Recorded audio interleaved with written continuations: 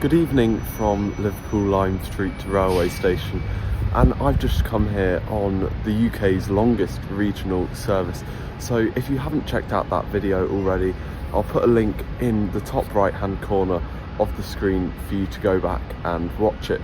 But for today's trip, I will be travelling with TransPennine in their first class over to Leeds, and last October I did this journey from York to Liverpool, and to be honest, it was quite disappointing. I only got a cup of tea and a snack, and the catering, it just wasn't very good. But since then, TransPennine have introduced a new coast-to-coast menu offering full hot meals. So we'll be trying it out today over to Leeds and seeing if there's an improvement on the last time I travelled with them. So my train leaves in about half an hour's time. Let's head into Lime Street Station, we'll have a look around, and then we can jump on board. As I'd arrived in plenty of time for my 17:24 departure to Leeds, I decided to have a look around the historical station here at Lime Street. Officially opened in 1836 by the famous Liverpool and Manchester Railway, the current terminus building was completed as part of major expansion works in 1849, including the addition of a single curved roof, though the impressive two glazed arches seen now date from slightly later in the 1870s.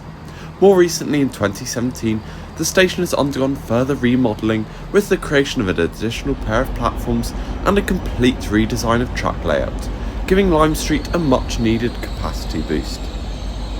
So, having watched one of Avanti's recently introduced Class 807s pull in with a service from Euston, it was time for me to head over to Platform 3, where my 5-car TPE Class 802 set was waiting to depart.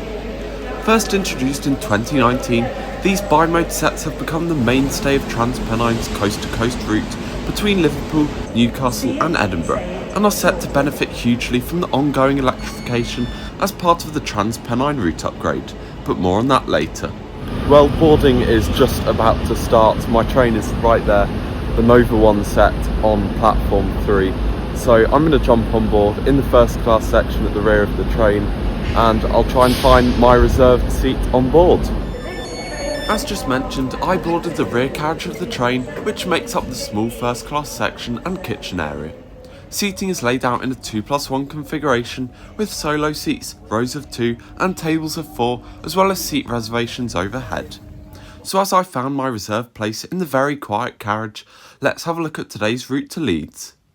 Upon leaving Lime Street, we followed George Stephenson's original 32-mile Liverpool and Manchester Railway of 1830, famous for being the world's first intercity passenger route. With one intermediate stop at Newton-le-Willows, we cover this section in just 35 minutes before arrival at Manchester's Victoria Station. Here we join what is known as the Huddersfield line, the main trunk route linking Manchester and Leeds, which takes us through the Pennines via a further call at Huddersfield. Total journey time to cover the 74-mile route is scheduled to be 1 hour and 23 minutes, an average speed of 54 miles per hour. Departing Lime Street bang on time, we soon begin to climb the steep cutting to Edge Hill. Completed in 1836 as a 2-track tunnel, the gradient was so steep that trains would descend into the terminus by gravity before being hauled back up to Edge Hill by a stationary steam engine. However, from 1879, locomotives did eventually start being used, resulting in the original structure being opened up into a 4-track cutting in 1881, with 7 smaller tunnels supporting the various buildings above. This service will be calling at Newton-le-Willows, Manchester Victoria, Huddersfield, Leeds, York, Darlington, Durham, Chester-le-Street and Newcastle. Having made it out of the cutting, let's have a closer look at the seats on board. The design follows the usual first class seat for the Class 800 family of trains, featuring a soft headrest, adjustable armrests, a good level of recline controlled by the button on the left, and both USB and standard plug sockets. Although not the best first class seat in the world, it's definitely a huge upgrade over standard, and I found it perfectly comfortable for the 1.5 hour journey to Leeds. Not long after that, the first class host came round with TransPennine's recently released coast-to-coast menu, featuring a range of hot meals, with it being really good to see that much of the produce is sourced from suppliers along the route. Orders for any hot food followed shortly, as well as the first round of snacks and drinks being handed out, with a range of hot and cold refreshments on offer, an excellent start to this much upgraded service.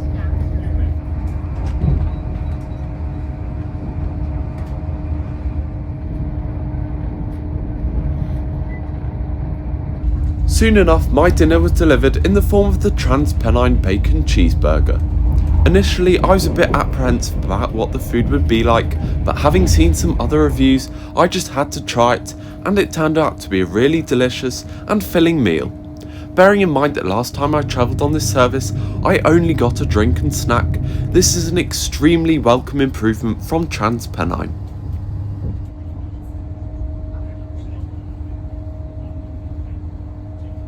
You'll be arriving at Manchester Victoria.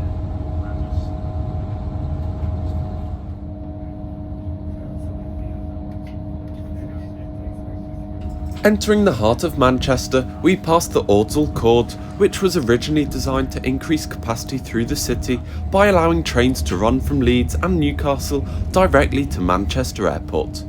However, since opening in 2017, its full potential has not yet materialised due to the lack of capacity at Piccadilly, Oxford Road and Victoria.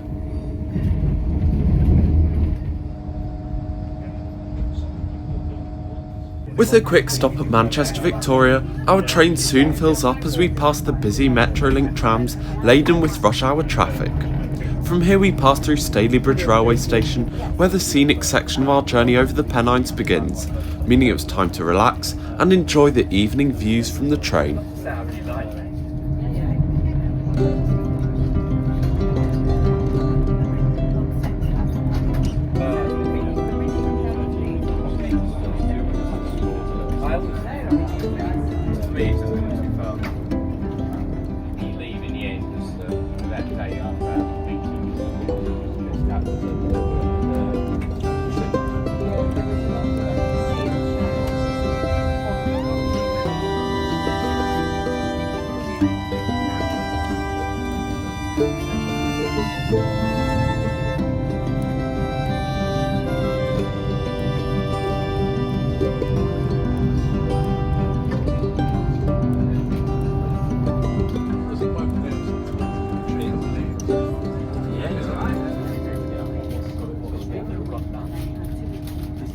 Emerging from the tunnel, we pull into the magnificent Huddersfield station, which is currently undergoing major redevelopment works, including the creation of 2 new platforms, the extension of existing platforms, restoration of the canopy, and relocation of the 1880s tea room. This is part of the wider multi-billion-pound TransPennine route upgrade mentioned earlier, aiming to electrify the route between York and Manchester, as well as many other significant improvements, including the section of track seen here to Dewsbury, which is being upgraded to 4 lines to allow faster journey times and the overtaking of slower traffic.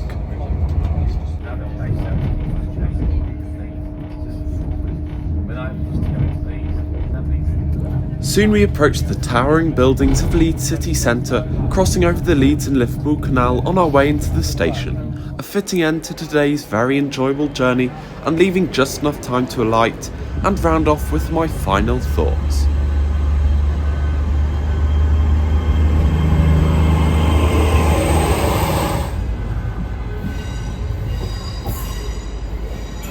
As you can see, I've made it to Leeds, meaning it's time to give TransPennine their final scores for the coast-to-coast route. And it's quite simple, I gave them 8 out of 10 in every category. Starting off with comfort, as always I find the seats really comfortable. I even find them better than LNERs, so even though they're the same seat, the ones in TransPennine, for some reason I just find a little bit softer, and the interior just seems a bit brighter and nicer to be in. Moving on to catering, which is the biggest improvement over last time. I actually got a full hot meal. It was really tasty, all freshly cooked, and I got loads of snacks and drinks as well. The service was excellent and definitely a much better improvement than last time, where I only got 1 drink and 1 snack. So thumbs up for TransPennine for sorting that out. And then finally, value for money, which I also gave 8 out of 10. I paid £29, so that was about a £14 upgrade cost for the single journey, and I thought that was worth it considering the amount of catering and comfort I got. And we ended up arriving into Leeds about 20 minutes late, so I do get £7 of delay repay compensation, so that's a little bonus. I get half of my upgrade cost back for today's journey. So thank you for watching. Please like and subscribe if you haven't already, and I will see you next time for the next adventure.